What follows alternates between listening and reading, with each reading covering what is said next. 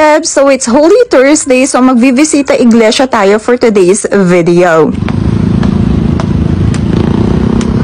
Habang papunta nga kami sa aming unang station, ay nakita namin to sa may daan. At sa Kapampangan, it is very common na magkaroon ng palaspas as well as pabasa. Ito yung nagiging devotion nila para mapakita ang pananalig nila sa Panginoon. And this only happens once a year only. Ang first station nga namin para sa Visita Iglesia etong sa Minaling, which is one of the oldest churches here in Pampanga. Nakarating nga kami dito is around 6:30 na din. Umakyat nga kami dito sa may tinatawag nilang Dungaw. 25 years na ako mag-exist kaya ni Pampanga niya, ni kaya pabuwabaloy ni. It is like a statue of saint kung saan pwede kang mag-pray and repent. Habang nagpe-pray yung mga kasama ko, trinay ko muna mag-video as a remembrance as well. Meron din silang tinatawag na Chapel of Saints kung saan kailangan mong alisin yung tsinelas mo or footwear para makapasok. And to tell you honestly, ako talaga mag-visita iglesia. Na-impluensyahan lang talaga ako ng jowa ko. Dalagang Pilipina kasi. Balo ko mo dati, bale-eskwela. Kaya masasabi ko talaga, good influence ng jowa ko. So our second station is here in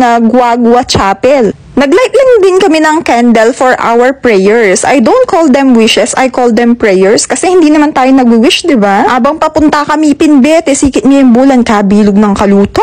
For our third station, napunta kami dito sa Betis Church, which is nagmimisa sila sa may labas. Hindi na din kami gaanong nagtagal kasi napakaraming tao at super traffic. Nuko, nung taga-Guagua, kabalo mo na. For our fourth visit, nandito naman kami sa may Kabetikan. Dito sa may Kabetikan, mafe-feel mo talaga yung presence of faith. Kasi ito yung isa sa mga simbahan na lumubog noong sumabog yung Bulkang Pinatubo. Kaya nga isa ito sa mga gustong-gusto ko talagang pinupuntahan at saka yung San Guillermo Church which is nilubog din ng lahar. Napakaraming tao nga dito sa may San Guillermo kasi napaka-famous nito. Dito nag-shooting si Santino sa pagkakaalam ko. Malapit lang din itong San Guillermo kung saan ako nag-aral which is Dabsu. Sabi ko pinganita ng anak ko pag kasal ko kaya hindi ko pa kasal kasi napaka-solemn ng place na to.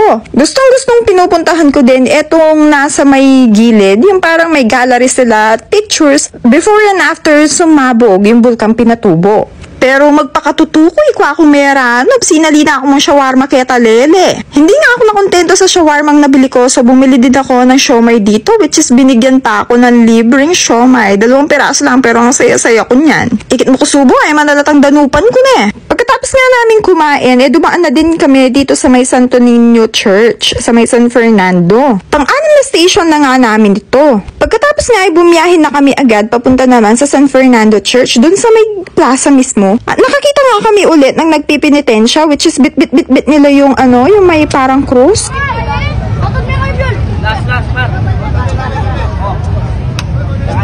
Habang pinapanood nga namin sila kasama na rin yung parang naaawa ka sa kanila habang pinagpapalu-palu sila. Kaya ni muwakit ng makanano yung katibi kasal pantayanan ng neto nga tao is tong Holy Week. Actually, mo naman nga ning malyaldo, no aldo, no makanano tamo papakit, hinlugod tamo kimbabo. At makanta mo naman kimpamanisi tamo king kaya katamong kasalanan. Pagkatapos nga naming manood dun sa may nagpipinitensya dun sa taas ng church, pumasok na din kami para mag-repent and mag-pray. Habang pauwi nga kami, may nakasalubong pa kami dito sa may daan, kung saan nakaluhod sila habang naglalakad. Ikit siya po, matwaya, binataya, impamanisi, ang pipili ng edad. Naabutan nga kami ng traffic, so we decided na mag-visit na rin dito sa Virgen de los Remedios, dito sa may Minalin. And for our last destination, dito sa Makabebe naman, sa San Nicolas Parish Church. Almost 10:30 na din nung nakauwi kami.